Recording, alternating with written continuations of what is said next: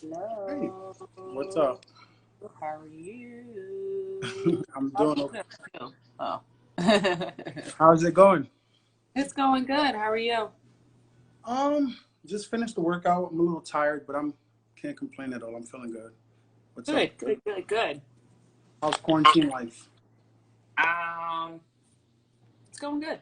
I think. Yeah. I'm actually quarantining now because I just went out. Um, I left the state, so now I'm in my 14-day of quarantine again right now. So I will be leaving my house in another 12 days now. When that happens, how do they know, like exactly when your 14 days are up, or do you just have to be really They don't honest? know. I'm just being responsible. Okay. Yeah, Okay. I'm just being responsible and just taking care of myself. So quarantining with my dogs and just here. August is usually a month that I like reset and just like take care of me a lot. So I'm used to being in the house at this time. So I'll probably just go for a bike ride later. That's about it. Good. Fit life. You got to stay right. Just gonna Yeah. give it about another minute or so. Let folk come in here, and then we can get started. Perfect. Are you currently in LA, New York, Miami? Because I know you Jersey. Jersey. I quarantined out here. I live in Jersey now. Nice. hmm How you like Jersey? Is it better than New York, Miami? Because I know you're like located in three separate areas from Um, what I heard. it's a great place to live and be, and I was happy that I quarantined here and didn't live. I relocated from the city to here, so it was really great. I enjoyed it, Mhm. like the whole thing. I have front yard, backyard, been doing some landscaping, things in the house, All right. cleaning up the basement, just things like that. So definitely was very occupied as well as working still. So I kind of never stopped working. I think when I do a lot of these, people think that, oh, hey, well, how's quarantine life? And I'm like, all I didn't do was get on a plane. So, All right. never kind of stopped. But it was good. It was really good. All right. All right. So we're gonna go ahead and get started. Where I don't want to hold too much of your time just waiting on people to get in here. All good. Um. Because this will still be available, right, for people to see. Yeah, they could always just click on it and watch it. Um. So you are a you wear many hats, as I mentioned in the piece that I did about you. You do the stylist. You're a stylist. I mean, not say you do stylist. You're a stylist. You're a visual architect. That means you have an eye for things and different things like that. You're a brand consultant, which is big. Um, I just want to front load. I'm probably going to buy your book. Not because I'm interviewing you, but because I do run a business. This media, there you go. I got to I get my actually pre-order. pick up the hardcovers. I know a lot of people, just to segue into this real quick, a lot of people have purchased my hardcover book. Don't worry. And it's not like I'm one of those businesses that did not like, oh, ship out and it's delayed shipment. I had to wait till the books were fully produced. They were having problems with the graphics. It's done. I pick it up tomorrow in Freepoint, Long Island. I already did all my letters, printed out all my labels. So it's just pretty much placing the books in these special boxes with the mugs and the pens and everything. So everybody's getting everything. Everything is shipping out tomorrow. Now, how the USPS is concerned, I don't know, but I do pick up the books tomorrow afternoon. Now, is that for the pre-orders only, or do you have like That's only for the pre-orders only. So the book is available for digital download and paperback on Amazon and iBooks. So you can get it now, but it's just, this is a better coffee table book and it's just a little bit more chicer. So I mean, depends on preference. I would pick the hardcover. Mhm. I also would get all three just because I love supporting people. Right? But it just depends, but I do pick it up. I am shipping out tomorrow. I promise. My mom helped me put together all the boxes over the weekend, so it's good to go. Did you self-publish this book? I did self-publish, yeah. So it does take like a longer process, but I did. Yes, I did. Okay. So how did you get into the business of being a stylist and just creating fashion? I ask you this because fashion is such a competitive, like it's just everyone does it, right? Mm-hmm. How did you get yourself into the business to the point where you were able to build your brand and your name to work with the kind of clients that you do now? I mean, I can, and that's one of the things I do mention in there is I can't really tell anyone how to be a stylist right now because when I started out, it was back in 2005, 2006. So the same rules don't apply. But what the only thing that would apply is like the hustle and ambition, determination, and kind of that go-getter attitude. So that is pretty much it. From my start, I just never stopped. I never took no for an answer. I kept going. I found other ways. I thought of other ideas. I just did various and different things every single time. And so and I don't want to keep referring to the book and stuff, but it's a lot of my blueprint and what I did that other people can apply to it. I often take it as a map, right? So like whether everybody will have an address and the address could be just, oh, I want to be a stylist, but how you get there is different. You might take the train, you might take the dollar van, you might walk, you might bike there, you might car, you might detour, stop here, stop there, and everywhere along the way, but you have an end destination. And so you take my book as a map and it just will get you to the end. And so that's pretty much how my start was. I can tell you that I interned for someone for 2 years and I did this and I did that, but it don't necessarily apply to people today because someone can DM me and be my assistant for 2 weeks. And next thing you know, I'm flying them out to Miami to do a job because I can't be there. So it's just like it's a difference in where we are now. But like I said, the determination and the hustle is something that will last in anyone or everyone, and not everybody has that. How do you pick your clients? Because again, it's easy. My clients pick me. That was kind of like my two-part question. Do you pick your clients and how do you do that? But have you ever told clients, no, I'd rather not, based on whatever you may see? I told my agent. You tell your agent to tell them? You let them do the dirty work? I let her do the dirty work for me. I think now, you don't necessarily want to tell people no because you don't want to say no to anything, just in the times we are now. But you necessarily don't want to say yes to everything because not everything will serve you. Mm-hmm. There are jobs I said yes to for the coin and ended up being a disaster to where now there's lawsuits involved. And it's just really annoying in that process. So I say yes to what's going to serve me and serve the client better. So I don't, I let my agent do that dirty work of saying no in the most professional way possible. But you won't get me just, outright saying no to you because it's not a good look for me, because that's not it. If you come to terms with what I need and we can work together and it's kind of like a 50-50 now. That's usually like how I take everybody on. Thank you. Shout out to my agent, Hillary Weston. But it depends. It just depends. And it's like a give and take. So I don't say no to jobs. You're not personally never hearing me say no to jobs. I give everyone a chance and I hand it off to my agent. And if they meet certain terms and I meet certain terms for them and we pick each other, it's a match made. That's kind of where I wanted to go next. Like, how do you factor into what might not be a situation that you would want to partner in? Like, is it you looked at the person's previous, I don't know, swag, for lack of a better term, and say no?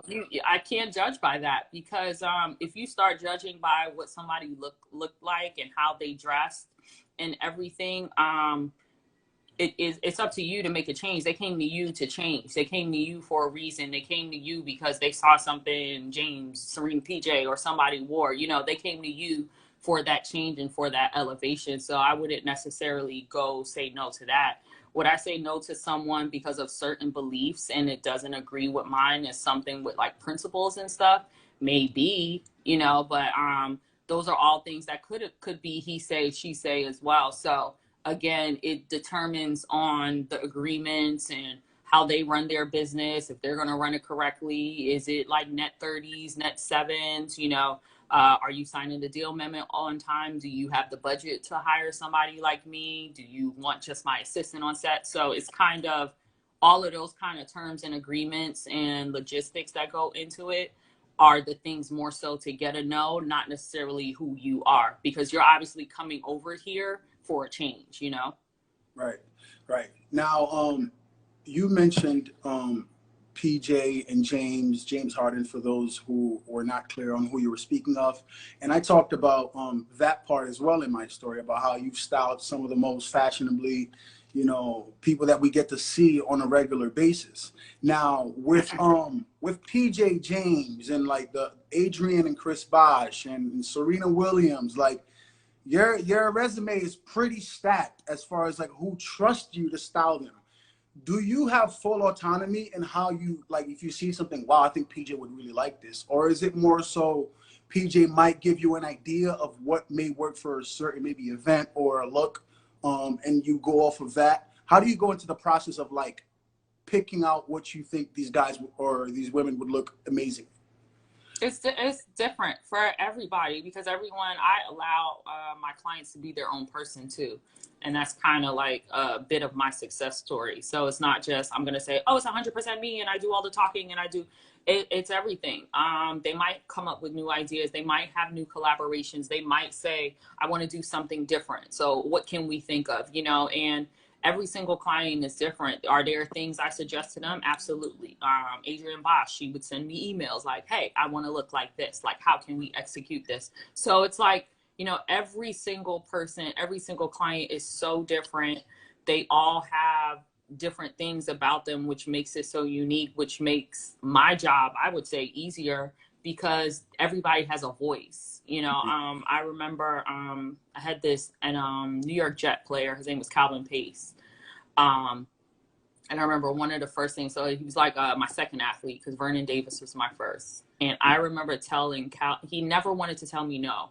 He was always afraid that he would disrespect me in a way of something he didn't like. Right. And I told him it was disrespectful to me that he never said anything, right, because then I can't do my job. So I don't know if I'm wrong or if I'm right or if I'm doing it the right way. I'm just bullying myself to making sure that I did it the right way. And so for us to continue to work, we worked together for about 4 years. And for us to continue to work together, I would need for him to communicate. That's it. It's kind of like, it's a relationship. I need you to talk on things that you might have a problem. Or if I see something and then you change the pants, but you never told me that you didn't like the pants because they didn't fit or it was too wide or whatever the case may be, you still have to communicate that with someone. And I think I've allowed my clients to give me that, you know? Oh, that's basically what I was, you know, inquiring. Are your clients willing to not just like see something different from what you may give them, or are they willing to give you the feedback? And is that something that's like, oh, feedback all the way, feedback, okay, fight, and I'm stubborn. Feedback and fight, so okay. I'm stubborn and I'm a tourist, so I'm like, no, it's my way or the highway. And they were like, well, if it's your way, it's not that way. And you know, like, but we meet in the middle all the time, and it's always great. I enjoy it. I've been doing it for 14 years, so I know the pull and take. I know how to give enough. I still know and respect that who they are. I know that I'm hired to provide a service, and they're hiring me sometimes to provide a service just to listen to what they want, you know, want to hear. So it all depends. Gene, don't be silly. You know I stay dripped out. Don't play with me like that. I'm just kidding. Yeah. So where does your love for fashion stem from? Is that something that it's since you were a kid, you've always kind of like put things together based on, you know, what you were able to get your hands on? Or is this just like you've always envisioned creating at the next level for different types of people? I think for me, I never was like that trendy person. I just threw things on and just wore it, right? But for me, I think of something and I think of the end result in it all. I remember I was in 4th grade. I think I spoke about this in an article. I was in 4th grade. I had this satin orange overall with this orange and white striped shirt. I was when you're in 4th grade, what are you, 10? I think. Yeah. No. And I think, yeah, and I think for me that was like a defining moment of what my color was. Right. And so I remember thinking there were school trips, field trips, and it was going to Rye Playland. And I remember like, oh, this is what I'm gonna wear because I'm gonna kill them. And when I kill them, they're Yeah. gonna think of me as this. And when they think of me as this, I'm gonna be the best dressed in school. You know, like I always think of the end result of how it's going to be. So like when my clients wear certain things, it's like, all right, cool. When such and such wears this, I'm gonna email the designer and then I'm gonna send it to editors. Once I send it to editors, I'm gonna be on top. Once I'm on top, nobody can tell me what to do. Once nobody can tell me what to do, they can't tell my clients what to do. Right. Once they can't tell my clients what to do, we can do anything. And so I always look at the end result of what fashion is to me and don't look at like it's like a strategic approach. You know, you look at things and you see the end goal. You see where the destination may lead you. You might take like certain detours, just like anybody's story, but I could see I'm gonna be over there, and because I could feel and see that part, the journey within itself is just easy. And so I approach fashion from a strategic standpoint, not know, oh my God, and then bell bottom jeans. And I've never been that person. Anybody that knows me can tell you that I've never been that person. The trends haven't really moved you over. They do move me. Okay. But they move me in a sense that like, oh snap, this is where this is about to go. Let me do this to get there. You know, like they move me in that sense, not present moment sense. I'm always thinking over there. Futuristic, got it. Okay, so with you having this sense of fashion that you've always felt like, you know, you've kind of knew how to put things together to make it work for Kesha, and then you've developed this ability to make it work for other people, and now you've gotten into authoring. Where does that stem from? When did you decide, or why did you decide that you wanted to write a book? When I realized nobody can take anything from me, and I can now speak about it. So for the people that are watching this and they want to become, you can't take who my clients are. And if you do, then it was meant for you, you know, and I've had my time with it and my peace with it, and it got me to where I needed to. And maybe that's yours now. And so for me, it was just explaining to everyone how I got here. You wanted to hear it. You asked me all the questions on, hey, how do I can't tell you how to be a stylist. I don't know. When I was trying to do it, it was 2005, 2006. There wasn't all of this. There wasn't the access of actually DMing me and hoping I respond, or replying to something and, you know, sending me thoughtful. I have, there's so many followers that I recognize them by their names that send me such thoughtful notes and remembers when I did certain things that some people won't, and I know them from that. And the access to just even talking to me and communicating with me, or even putting that feeling and having me feel a certain way of like, oh, that's dope that this person is looking at me this way.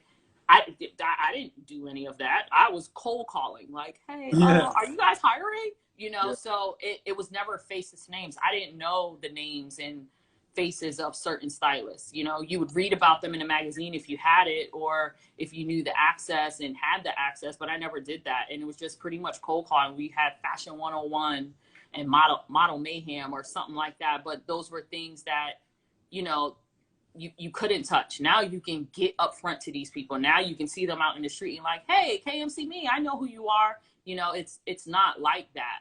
It wasn't like that, rather. So when I can't sit here and tell you this is how to be a stylist, because if I tell you to pick up a phone and call, you wouldn't even know how to find my number. Yeah. And I tell everyone I'm super accessible. You can email me, and people to this day still don't know that you can press the email button and it goes directly to me. I see every email. Do I respond to all of them? No, because some of them go really left and don't know how to address people in an email, so I don't respond. But I do respond to some. Right. You mentioned part of your reasoning for writing this book is you said people can't take who your clients are.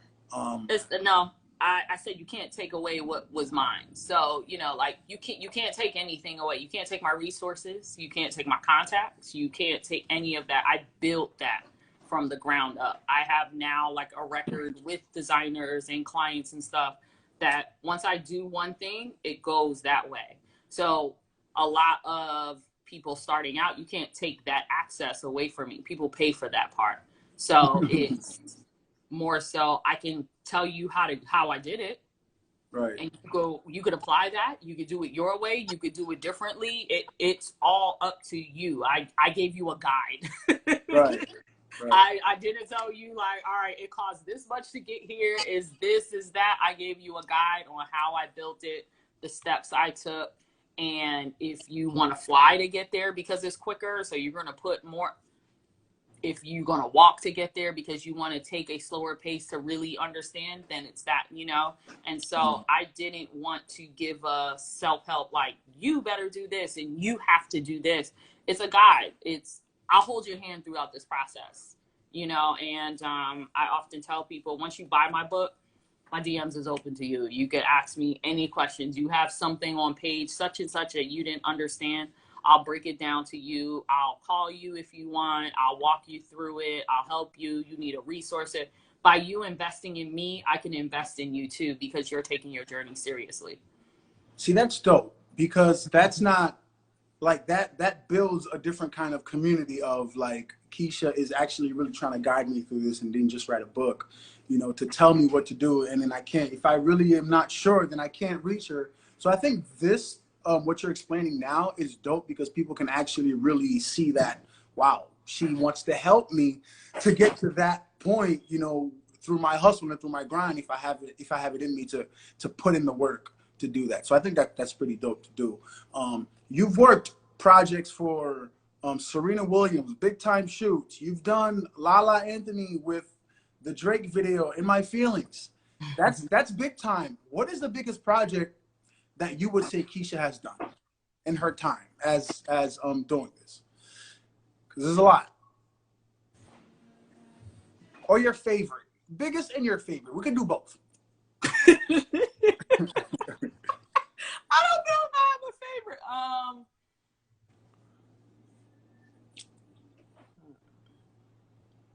Biggest would be like I worked the hardest on. I could say my clients' weddings, and that would be Andre Iguodala's wedding and Serena's wedding.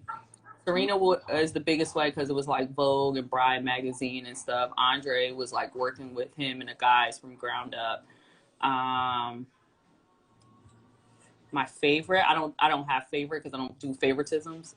I'm that person. I'm that mom. Right. I'm that mom. Yeah, those two would be my favorite, because a wedding is a production and you kind of see it through. And you see the end result, and the end result is always perfect. And so when I look back at Andre's wedding and Serena's wedding, they're all magical. But I can go to James's first GQ cover and getting that call. I was on the plane when they hit me, and he was excited about it, and so was his people. James, LA All-Star Weekend, PJ's Fashion Week all last year. That was all like, I still am trying to take that in. Australia with Serena earlier this year. Chris Bosh, every finals and playoffs I did with him, and creating different projects. He's like an amazing at especially like our storytelling, because he always believed in telling a story. And I think that's where I got that narrative from. And I picked that up from him, and learning how to tell an exact story and really like creating chapters within it. That's how we used to build out our seasons. Serge Ibaka for taking me to my first Paris Fashion Week. Are you behind those scarves? Yeah, we did that first. When NBA players started going, it was me and Serge. Okay. Lala's Fashion Week. Yeah. And every single show she went to, I mean, you know, like that was somewhere, you know, she didn't experience before. And for me to take her on her first journey, and for her to kill every single look, and to watch the comments like, oh my God, like, you know, that was amazing. Going on tour with Neo. And that was a world tour. I did that. Going on tour with The Dream in the U.S. Like going to New Mexico. I would never go there ever again, but I went there. What happened in New Mexico? It's just like, no. I'm sorry to anybody that's from there. But, you know, like, I have so many firsts with every single client that I cherish and still get emotional about because I was part of every single part of those journeys. And so it's just like, you know, it's amazing. It's dope. I could sit here and tell histories and stories and every video director and casting person and working those BET fashion shows at Hammerstein Ballroom, you know, like I don't have a favorite, but I do have like favorite moments. And those are a lot of my favorite moments. What stood out to me particularly was you said going on worldwide tours with like Neos and the. How does that work on a regular basis? Are you styling them by the shows or like by No, certain there's always a stylist that will. So what it is so a stylist will come in and style the whole tour, right?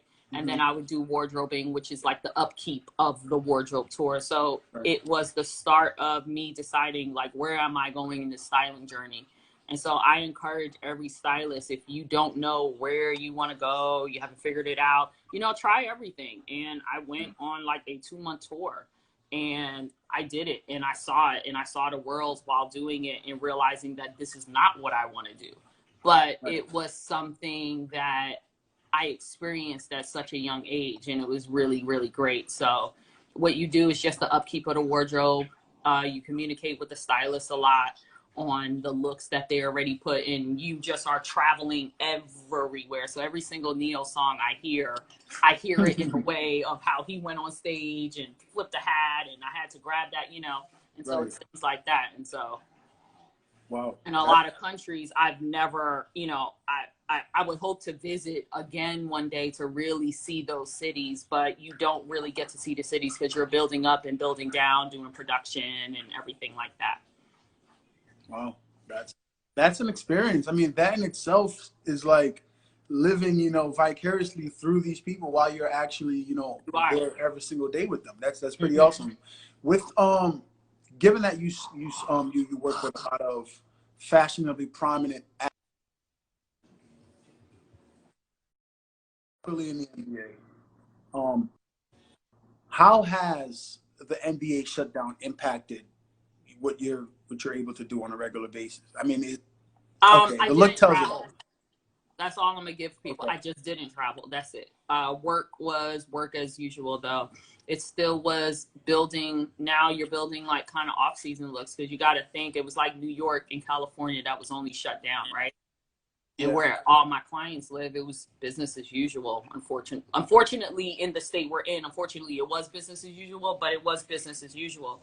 And so it's now we have the time. So how can I become better? How can I do this? How can I do that? So I want to build this out. So I want to do this. Actually, I want to take a break and I don't want to think about anything. Well, I want to come out with a clothing line and I have this coming out. So it was business as usual for me. The only thing that was different was I didn't step on a plane, you know, and it didn't allow me to work. Me and my mom, she helped me clean my closet out last night. And I was going through one of my kits and I'm like, man, I miss opening my kit.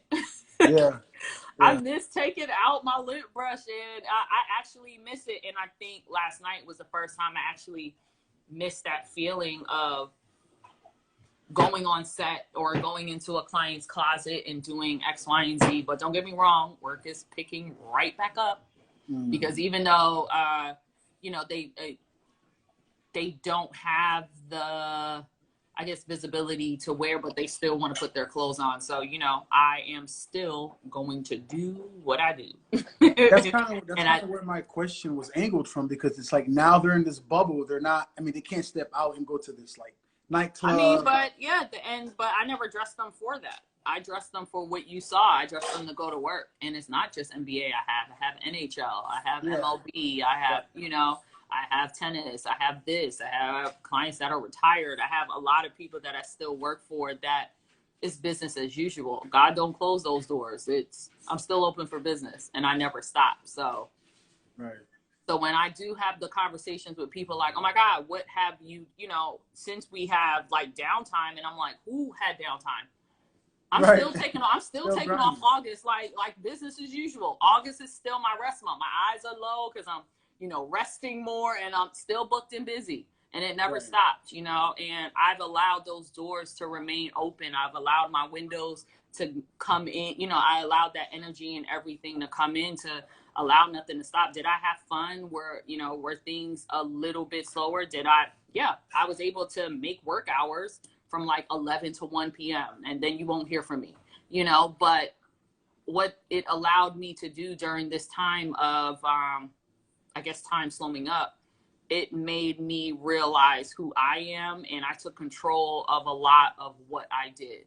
I took control of, I think I have a friend, Jordan, she speaks on it a lot on Twitter, of just like saying no without excuses. Mm-hmm. And, you know, I took control of that. And that was easy. You know, I took control of just saying yes to different opportunities that served me better. And I took control of self. So that is all it allowed me to do. But business as usual. Right. Well, it's good. I'm glad to know that it hasn't really impacted negatively, at least. No, it didn't. It was a really great time. What would be your goal as far as like what a successful book release or just putting out a book, what does that look like? Is there like a goal in mind that you need to sell a certain amount of books? See, and that's a lot of people, what they ask me to do, and they want me to do this and all of this stuff with the book tour. I could understand that if the book was driven by making sales and money. I did it to help people. So it could have been one person to buy my book, and that one person left an awesome review and was like, this is what I'm going to do. And they end up being a success story. I did my job. Right. There's nothing else for me to do, you know? And I saw that 10 times over. And I just can't, I'm so thankful that anybody even opened it and had something to say and something positive to say from it. And so that's my goal in it all. And I've already achieved that goal, and I'm okay. And so, you know, everyone else buying it and ordering it is just icing on the cake. And so that's why, hold on one second. Mm-hmm. Be quiet. Dogs. And so that's why now, you know, I try and do extra things. So I'm like, okay, so originally I ordered a whole bunch of hardcover books that I purchased myself just to give back and say thank you to anyone that supported me on my journey and write these little notes. But I was bullied by my followers to put this hardcover book for sale. And it's like, okay, so I guess I'm doing that. But then I can't just put a hardcover book. I want to give you a pen. I want to give you a mug. I want to put it in a personalized box. I want to do extra and beyond because it's how I work. And it's all just thank you. And it's like, here you go, you know, and, you know, it's personalized envelopes. And that's also like other reasons why it took so long, because I'm trying to make it perfect. Right. And I want to give it back to the people perfect, because you did not have to support me. You didn't have to buy. You didn't have to click. You don't have to watch anything I do. And it's just thank yous in the end. Got it. Well, that's pretty dope. That's good to know. Because again, like you said, it's hard, especially with putting out a book, because you don't really know the response you're going to get. You don't really know the measurement of success. Is it like, well, if I'm not New York Times #1 seller, did I do something worth putting out? Or so that's good that it's not measured by that. Like the other day, my friend, a friend of mine, he writes for WWD. He mentioned my book in his article, and it's like, thank you, you know, like, and right. I can't surpass anything that I'm doing already without doing it. I can go on a book tour and just like, oh my God, I want to sell 1 million books. But for me, it was never the cost of doing it. What you guys are paying for is, I guess, the shipping. Yeah. The time I did it. Yeah. Because I see a lot of books that they're like $60 for an ebook and all of these other crazy, ridiculous prices. But I want to open up access to me for the rest of you got a question, you didn't like, oh, I didn't formulate this deal memo correctly, even though you said it in your book. How did you do it? And how did you come about those numbers? All right, hit me. I love plugging in numbers. I'm going to help you get your coin at the end of the day. And that was another thing, you know. And so that's what I want to be of service for. That's what my calling was. I was put on this earth to do what I needed to do, but I also want to, you know, give back and help, because I was never supposed to do this and be here and make it this far and be this great. Yeah. Do you envision writing more in the future, maybe something else? Or So you got that's all you got right here. Just I take don't it. know. I don't know. I don't know. I don't know. I did at a point in time, but I don't know. And that would require a time of like sitting down and really planning that out. So maybe, but not right now. Okay, because most authors that I know are always like, well, now I got to do another one and another one. And before you know it, they're I five don't have a in. book bug. Okay. Okay. I don't even have time to put out newsletters. I write up a newsletter, I'll voice note it, and I'll send it to like my graphic designer. Like, all right, so then this is how this email is gonna go out, and then it's like I go silent. Yeah. I become Hermit the Crab, and I'm like, you know what? I just want to sit in silence and not speak and not receive the, you know, sometimes for me, I forgot what it's called. Sometimes for me, it's a lot to receive a lot of good comments and good, you know, good feedback all the time. It's a lot. It's a lot of energy to take in. So I put it out and then I go, but you got to respond to these things if you want to be a bigger person and whatever it is. And I don't necessarily do that all the time. And so it's a lot of energy to even muster up that to do that. But then I run, you know? Yeah. And so when I find the time and the, I guess, confidence in that part, then maybe I'll start putting out a lot of stuff more. But right now I'm just kind of like, all right. The whole day, I'll just start receiving the, oh my God, Kesha, this was great. This is amazing. I'm going to do this. And those sometimes is a lot for me to take in. That's all it is. Yeah. So I'm going to ask you a couple more questions and then I'm going to let you go. But I said I had to ask you this because I'm going through your page and I'm looking at, you know, all of your pictures, you know, whether it's, you know, people that you style in your personal pictures. I'm like, yo, she got the swag. She's got it. But I'm like, is there ever a certain look that you might have given to a client that you just wish you had just kind of like kept that on your own? Or is that just like, no, I'll think of 30,000 more before I even finish styling this person? Yes. Yes. And I'll leave it at that. Okay. Okay. Because I noticed, especially with Lala's pictures, there were a couple pictures that I found. Her pictures are amazing, though. They're amazing. They're amazing. And I was, go ahead. She's photogenic. So she takes the best pictures, the best poses. She's going to nail it right then and there. She's going to make sure her lighting is good. She's really good at that. Yeah. And I saw a picture that it was like a black dress. I think I posted it in the story. And I think you have one that's maybe a little similar. And I'm like, wow, maybe this is kind of like, did that stem from, yo, I think I rock this really well. And I think Lala would also look amazing in something very similar. I don't know if that has anything to do with no, it's a female thing. So it's like we would wear the same thing. Just like you would see a guy in a suit. PJ's Christmas suit and his SB suit, they fit the same. It'd be the same thing. Right. You're just looking at it from a female standpoint. Right. Which you can't really talk on. Right. Right. So what's next? What is next for you outside of just? So I read my horoscope today, and it said not to reveal the secret projects you have going on until time will come. But I have 3 things that I'm really, really excited about. Totally left field. So you could give me. Just that's all I could give people. That's okay. it. And you know that once I say I do something, people are like, oh my God, like, well, where did that come from? You know, and right. I'm that person. It's just like when I released my book and they were like, wait, hold on, wait. How? What? Where? Right. What? You know, right. And so I'm always that person. So you don't know what's going to come next. It might involve styling. It might involve the community I built. It might involve any or everything, you know. And so I do, yes, there are things I'm constantly working on to where it is taking, just like the book did, it's taking a lot of my time and a lot of my focus. And it's where, you know, my heart and soul is.